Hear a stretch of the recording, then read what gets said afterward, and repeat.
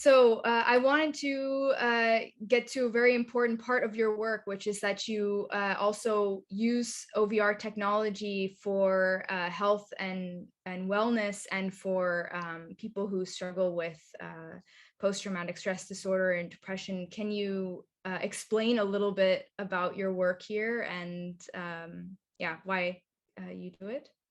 Yes, absolutely. So we very strongly believe in the healing power of scent, and that technology, immersive technology, can amplify that power. And there's a really synergistic effect there. So to be clear, we are not like a medical company. This is not a medical device. We're not doing any sort of treatments, but we are supplying and supporting people doing really interesting, important work around how scent technology or scent mixed with immersive technology can really, really enhance health and wellness outcomes. We've been a part of two studies. One of them published, one of them was a private study around what is the impact of olfactory virtual reality. So in one study, which was done in the Department of Clinical Psychiatry, just a pilot study that was like, okay, how does olfactory virtual reality session affect people's feelings of pain, stress, and anxiety?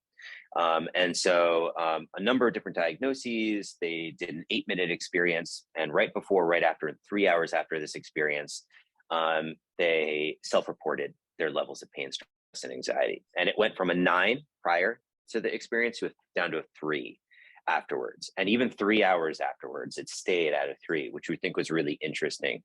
And then in another study commissioned by a big CPG company, we measured the self-reported data of olfactory virtual reality versus regular virtual reality.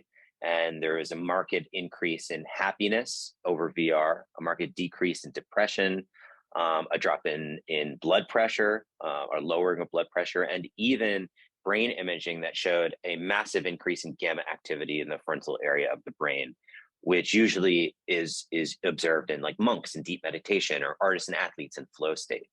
So none of this is clinical studies, and none of it definitively says one thing or another, but it's very interesting to see the health and wellness, potential health and wellness impact of just scent and VR. And so we're also supporting research by Dr. Skip Rizzo at USC, who's using multisensory VR in a program called BraveMind to help clinicians manage and treat PTSD in combat veterans and people who've experienced sexual trauma. And because, as you mentioned, the power of scent on memory, it not only makes the experience more immersive and more effective, but also is a tool to bring up certain memories, and that, in this safe, controlled environment, they can revisit and reprocess those memories. We released a wellness product called Inhale in collaboration with some really talented visual artists, and have been selling that to detox and rehab clinics across the country. And so being able to put on a VR headset and instantly be in these like beautiful kind of nature environments, do breath work and mindfulness meditation using scent as the focal point, has been really effective as like a non-pharmacological intervention to help people who are feeling, really stressed out in the detox period, but also over time, as a kind of fun, effective way to help people learn these very effective tools of breathing, mindfulness meditation, exposure to nature. So, once again, we are kind of the enabler. Like, we provide this tool to people who are creating these digital experiences, and to the people kind of administering these in health and wellness applications. But we're blown away by both the anecdotal evidence and the statistical analysis of how much kind of better these tools make people feel in these really difficult, uncomfortable situations. And when you create these tools, you work with or collaborate with people to help you make these experiences, right?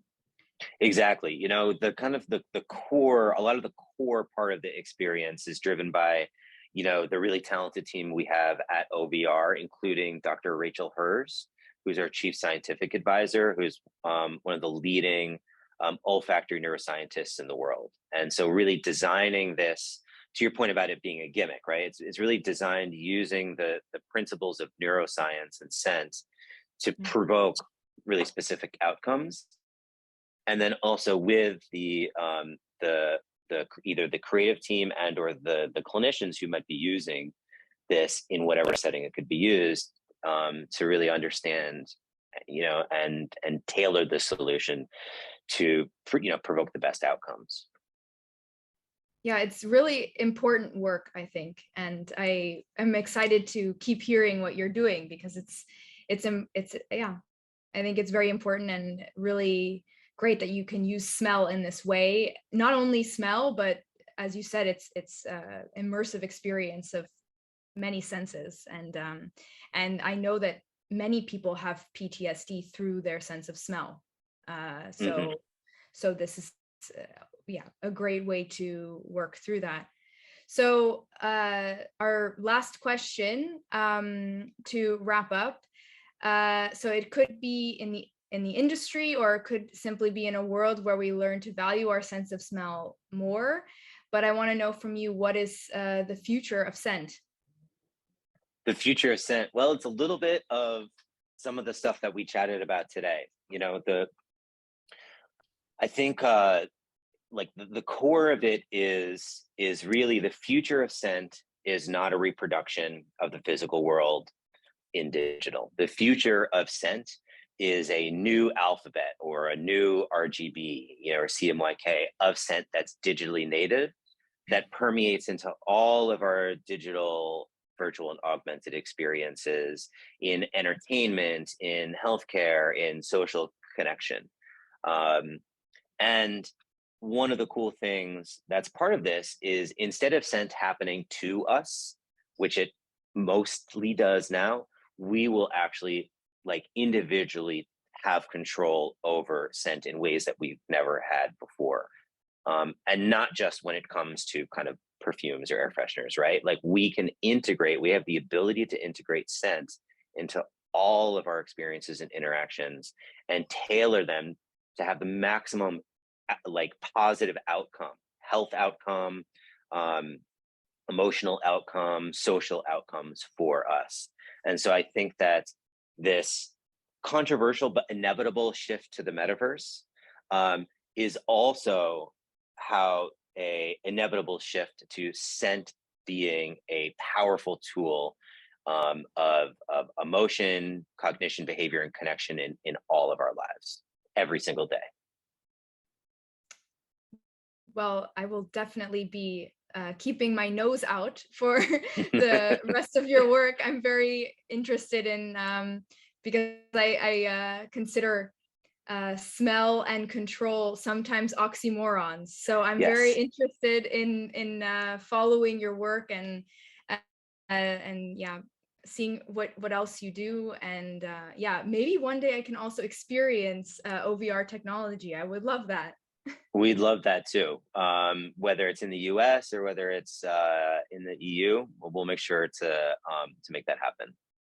All right. Well, thank you for joining me today and for your time as well. And it was very, very nice talking with you. Thank you so much, Sophia. The pleasure was mine. I really appreciate you having me on and taking the time to talk today.